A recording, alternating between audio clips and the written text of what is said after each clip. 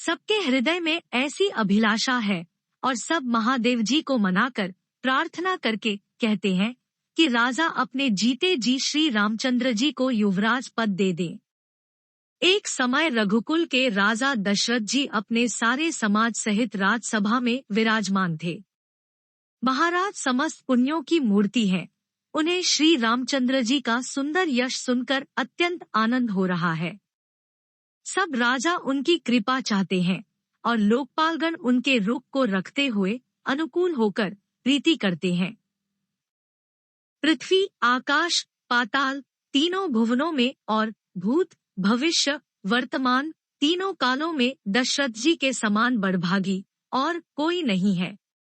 मंगलों के मूल श्री रामचंद्र जी जिनके पुत्र हैं, उनके लिए जो कुछ कहा जाए सब थोड़ा है। राजा ने स्वाभाविक ही हाथ में दर्पण ले लिया और उसमें अपना मुंह देखकर मुकुट को सीधा किया। देखा कि कानों के पास बाल सफेद हो गए हैं, मानो बुढ़ापा ऐसा उपदेश कर रहा है कि हे राजन, श्री रामचंद्र जी को युवराज पद देकर अपने जीवन और जन्म का लाभ क्यों नहीं लेते। हृदय में यह विचार लाकर युवराज पद देने का निश्चय कर राजा दशरथ जी ने शुभ दिन और सुंदर समय पाकर प्रेम से पुलकित शरीर हो आनंदमग्न मन से उसे गुरु वशिष्ठ जी को जा सुनाया।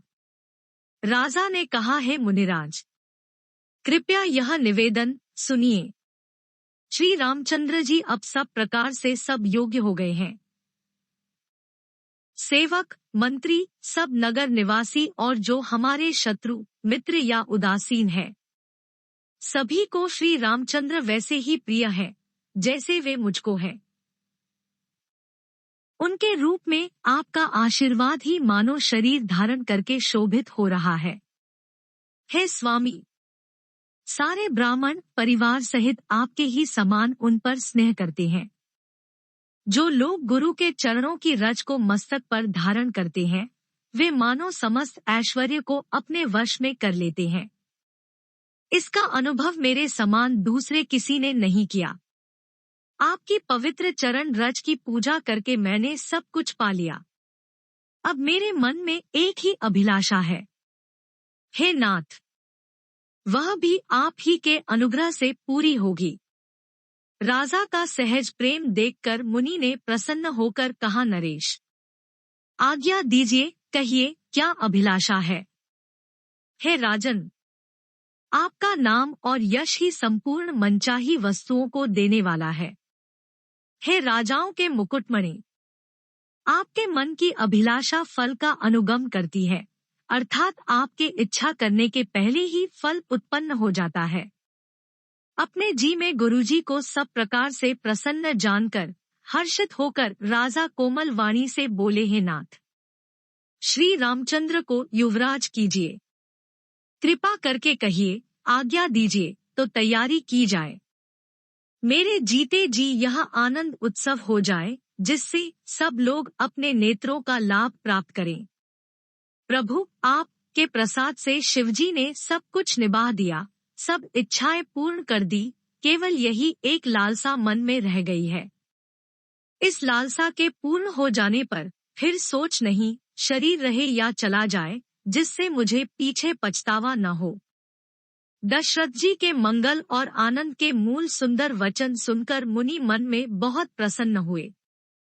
वशिष्ठ जी ने कहा, हे राजन, सुनिए, जिनसे विमुख होकर लोग पछताते हैं और जिनके भजन बिना जी की जलन नहीं जाती, वही स्वामी सर्वलोक महेश्वर श्री राम जी आपके पुत्र हुए हैं, जो पवित्र प्रेम के अनुगामी हैं। श्री राम जी पवित्र प्रेम के पीछे पीछे चलने वाले हैं, इसी से तो प्रेमवश आपके पुत्र हुए हैं।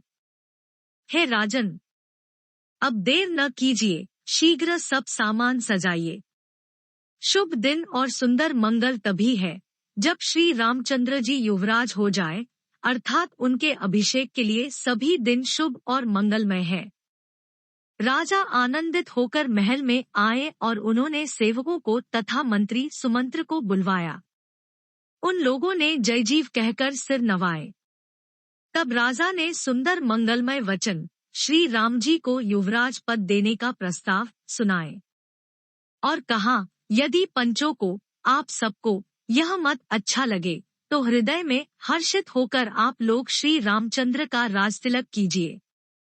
इस प्रिय वाणी को सुनते ही मंत्री ऐसे आनंदित हुए मानो उनके मनोरथ रूपी पौधे पर पानी पड़ गया हो। मंत्री हाथ जोड़कर विनती करते हैं कि हे जगतपति, आप करोड़ों वर्ष जिए। आपने जगत भर का मंगल करने वाला भला काम सोचा है। हे नाथ, शीघ्रता कीजिए, देर न लगाइए। मंत्रियों की सुंदर वाणी सुनकर राजा को ऐसा आनंद हुआ मानो बढ़ती हुई बेल सुंदर डाली का सहारा पा गई हो। राजा ने कहा, श्री रामचंद्र के राज्याभिषेक के लिए मुनिराज वशिष्ठ जी की जो आज्ञा हो, आप लोग वही सब तुरंत करें। मुनिराज ने हर्षित होकर कोमल वाणी से कहा कि संपूर्ण श्रेष्ठ तीर्थों का जल ले आओ। फिर उन्होंने औषधि, मूल, फूल, फल और पत्र आदि अनेकों मांगलिक वस्तुओं के नाम गिनकर बताए।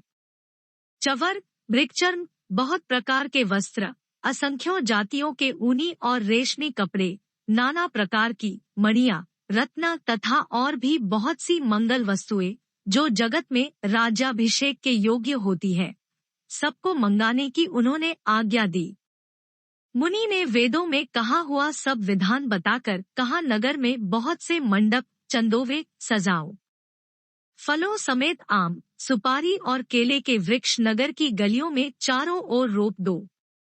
सुंदर मणियों के मनोहर चौक पुरवाओं और बाजार को तुरंत सजाने के लिए कह दो।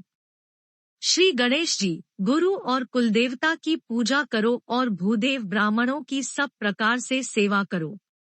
ध्वजा, पताका, तोरण, कलश, घोड़े, रथ और हाथी सबको सजाओ। मुनि श्रेष्ठ वशिष्ठ जी के वचनों को शिरोधार्य करके सब लोग अपने अपने काम में लग गए। मुनीश्वर ने जिसको जिस काम के लिए आज्ञा दी, उसने वह काम इतनी शीघ्रता से कर डाला कि मानो पहले से ही कर रखा था। राजा ब्राह्मण, साधु और देवताओं को पूज रहे हैं और श्री रामचंद्र जी के लिए सब मंगल कार्य कर रहे हैं। श्री रामचंद्र जी के राज्याभिषेक की सुहावनी खबर सुनते ही अवध भर में बड़ी धूम से बधावे बजने लगे। श्री रामचंद्र जी और सीता जी के शरीर में भी शुभ शकुन सूचित हुए। उनके सुंदर मंगल अंग फड़कने लगे। पुलकित होकर वे दोनों प्रेम सहित एक दूसरे से कहते हैं कि ये सब शकुन भरत के आने की सूचना देने वाले हैं। उनको मामा के घर गए, बहुत दिन हो गए, बहुत ही अवसर आ रही है, बार बार उनसे मिलने की मन में आती है। शकुनों से प्रिय भरत के मिलने का विश्वास होता है, और भरत के समान जगत में हमें कौन प्यारा है। शकुन का बस यही फल है, दूसरा नहीं। श्री रामचंद्र जी को अपने भाई भरत का दिन रात ऐसा सोच रहता है जैसा कछुए का हृदय अंडों में रहता है। इसी समय यह परम मंगल समाचार सुनकर सारा रनिवास हर्षित हो उठा। जैसे चंद्रमा को बढ़ते देखकर समुद्र में लहरों का विलास, आनंद सुशोभित होता है।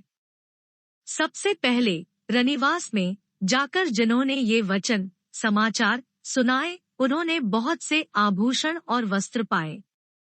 रानियों का शरीर प्रेम से पुलकित हो उठा और मन प्रेम में मग्न हो गया।